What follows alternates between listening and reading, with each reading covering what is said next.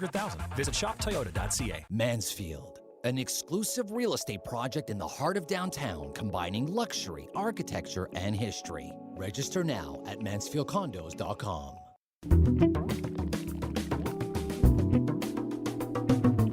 Interactive and involved. Elias Makos, CJAD 800.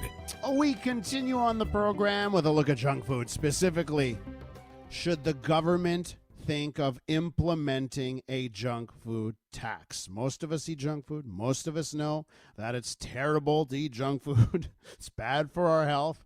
Our next guest believes that a junk food tax needs to be implemented here in Quebec. Patrick Mahony is on the line. He's the director of CourrierEnestrie.com, based in Magog. Patrick, thanks for coming on the show. My pleasure, Elias. So let's start off. I know you wrote a piece in Le Devoir. I absolutely loved it. And you sort of looked back at the pandemic, and that gave you the impetus to write this piece. Why don't you tell our listeners more? Well, the idea came to me when I saw how people were getting ill, especially when it came with there's three really conditions that worsened the case for people who got COVID, which was high blood pressure, diabetes, and obesity. And those illnesses can be are mostly caused by either not working out enough or having a sedentary lifestyle, or through what you eat. So junk food came to mind.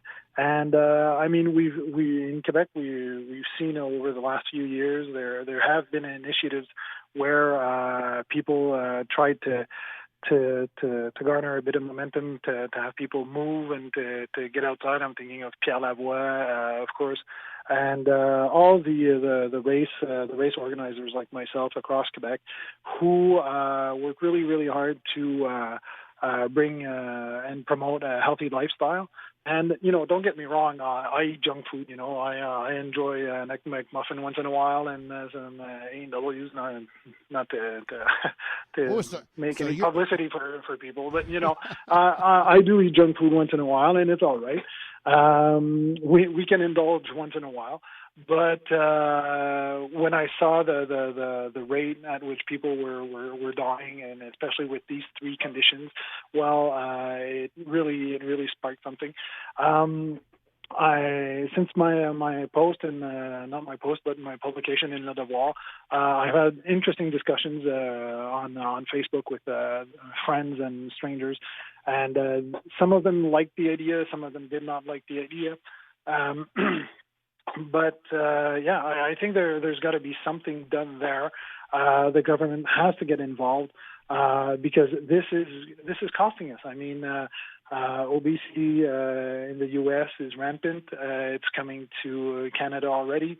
In my article, in my op-ed, what I was saying is that you can buy like 4 liters of Coke for under $2, but if you want to buy 4 liters of milk, it's $6.58. The cheapest you can get. Patrick, I just want to say, Patrick, I'm on board with you. I do think that over the course of the last year, we have not talked about people's physical condition and how serious it is when it comes to COVID-19, right? You bring it up. We have seen that there are links between certain diseases or obesity and being affected severely by COVID-19. Who ends up in the hospital? Who ends up in the ICUs? I see that, but I know it sets people off. You are victim blaming. You're blaming the people that are getting these that get COVID-19, and you shouldn't be doing that. What do you say to someone that wants to, that says that you shouldn't make that connection here? It's not related. Well, it's not. I didn't make the connection. The doctors did.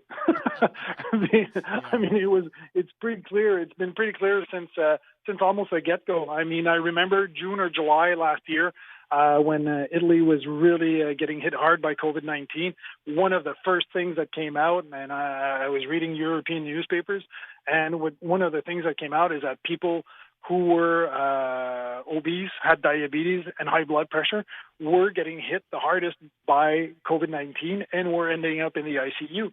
So, I didn't make this up. I'm not victim blaming. I'm just saying, we got to eat healthier and we got to get on track and do more exercise. And I think if you raise a tax on junk food, well, you can turn around and subsidize events like mine that promote healthy living. It could also go, it'll tip the scales maybe a bit to get people to go from junk food to healthier food. If we saw it with tobacco and smoking. Every time the government raised, they didn't eliminate smoking, and I don't think we'll eliminate junk food either. I'm not living in this utopian world, but every time they did raise the price of packs of cigarettes, the number of smokers went down. We're with so Patrick. At one point. Yeah. Go finish your thought, Patrick. Yeah. So at one point, and the smokers and people who do smoke, well, they get taxed, and it's you're sort of paying forward your future Medicare bills, and I think it's just making people responsible or more responsible towards their health and well-being. If you raise a tax on junk food, and you get people who if you want to indulge, fine, but know that you're going to pay a premium for it, and that's all right. And I mean, I don't mind if I indulge once a month or a few times a year. I'll pay the premium because I don't care. But that's not my staple diet. So that's basically the point I was trying to get across, is that if you're going to indulge and it's going to cause obesity, diabetes, high blood pressure, and I'm not talking about genetics or people who are predisposed, that's one thing.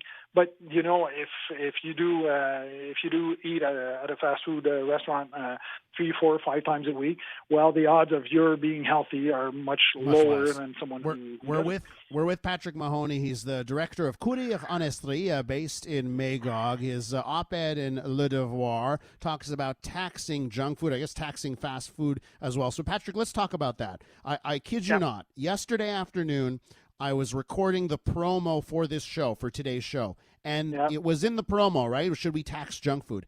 And the producer that was recording the promo, he got enraged, right? And he's a healthy dude, but he got enraged, like, well, who gets to decide what's healthy? I like dark chocolate. Does that count? Who gets to decide what counts, what doesn't? And he was enraged, and I'm sure a lot of listeners are like, enough with government deciding what we can, what we can't do, who to tax, what to tax, all that kind of stuff. So the question I have for you is, what should we tax? What counts? Things that we inherently know. Fast food restaurant chains. And one thing that was brought up on my Facebook page in the debate I was having with some people there was that instead of why do we have to tax junk food? Oh well, the idea, why not? Because raising taxes in Quebec, everybody, and rightfully so, people say, we're the most heavily taxed province in Canada, blah, blah, blah. All right, fair enough. I understand that. Okay, then let's put a premium on fast food restaurant, fast food chain sales. 1% of their sales goes towards a fund where they finance health-related initiatives. So, that could be another way around. Things we do know,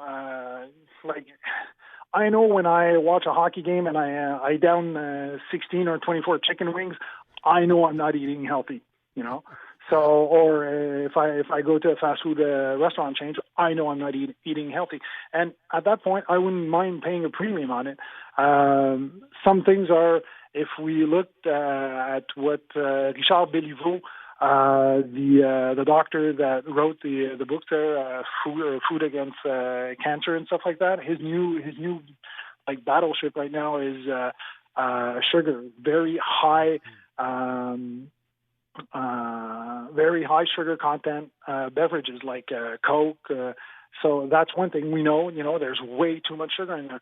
I don't know if you saw a few months ago in Ireland, Subway was taxed that their bread was not bread; it was actually their bread pastry. had too much sugar. Yeah. Too much sugar. So, I mean, there are norms we can go by. I know there's going to, if ever that gets any consideration in government, there's going to be a huge pushback by the industry, to define what's healthy and what's not healthy. But, I mean, everybody knows if you're going to eat a bag of potato chips, that's not necessarily your best food, compared to, let's say, having a banana or something. I got to tell you, Patrick, you are a great talker. It's no surprise to find out you were a reporter for 5 years. You know how to talk, and you know how to get a reaction. Our text line is going crazy over this interview, both for and against. Real pleasure talking to you, Patrick. Thanks so much. Hey, Elias, it was my pleasure. Patrick Mahony, director of CourrierHonestly.com, and he's based in Magog. Coming up on the Elias Macko Show, In Transit. And this week, on Friday, we're bringing back the gripes. Your transit gripes are coming up, and we'll have a special guest, the mayor of Hudson, because he's got one of the worst roads in Quebec. Stay with us. This newscast brought to you by Electroaid, a Lennox Premier dealer and an essential service. 514-333-7460. Electroaid.ca. Good morning, it's 10:30. I'm Sophia Meisenheimer with a CTV News update. Here's what's making news right now. 2/3 of Quebecers have received at least one dose of a COVID-19 vaccine, moving the province's single-dose vaccination rate ahead of countries like Israel and the United States. However, Quebec is still far behind both countries when it comes to people fully vaccinated. Around 8.2% of Quebecers have received 2 doses. 2 suspects were arrested for flying a drone in the early hours of the morning over a Montreal prison located on Guam Boulevard West in the Ahuntsic Cartierville borough. Both attempted to flee. One was caught by Laval police, the other by SPVM officers. And Premier François Legault says the border between Quebec and Ontario will likely reopen within days. The crossing closed in April to reduce COVID-19 transmission. Legault says he's been in talks with the Ontario government to find an agreement. The Ontario government had recently extended its ban on non-essential travel from Quebec and Manitoba until at least June 16th. With the latest from the CJAD 800 Traffic Center, here's Catherine Wood. On northbound to Carrie after Jean Talon, there's a stall off to the right. You're heavy on and off most of the length of northbound to Carrie. Good news on the 20 West. The accident at the start of the exit for the 138 has been cleared, but you remain sluggish between Angrignon and the Ville-Saint-Pierre interchange. On the Met West near La Cordaire, they're working to tow away a stall. Last check, the right lane was blocked. You'll find the Met West busiest, though, between the 215s. 13 South at the end of the Henri Bourassa entrance. Watch out for an accident. 15 South at Nuns Island, they're working to clear a stall. The right lane is closed. And on the 640 eastbound at the 40, an accident is gone, but still volume in the area. Rem de l'Est's consultation is ongoing. Your opinion matters on this new public transit system. Participate at cdpqinfra.com/myrem. Your next CJAD traffic report is at 10:45. Your Dormez-vous Weather Center forecast: cloudy today, becoming a mix of sun and cloud near noon, high of 25. Partly cloudy tonight, low of 16. Sunny tomorrow, high of 26. In Montreal right now, it's 21 degrees. Your next CTV News update is at 11 o'clock. Getting you the facts, asking the tough questions. The Elias Macko Show. Oh, I know nature is healing. Montreal is healing. How do I know we're healing? Because we're bringing something back. When the pandemic started, March of 2020, we did a segment. We were doing a segment every Friday. We were doing transit gripes. Your gripes with transit, because we do In Transit every day after the 10:30 news. On Fridays, we open up the lines. We do your gripes. And when the pandemic hit, you weren't allowed to travel. No one's in the bus. No one's in the metro. No one's in their cars. So we got rid of gripes.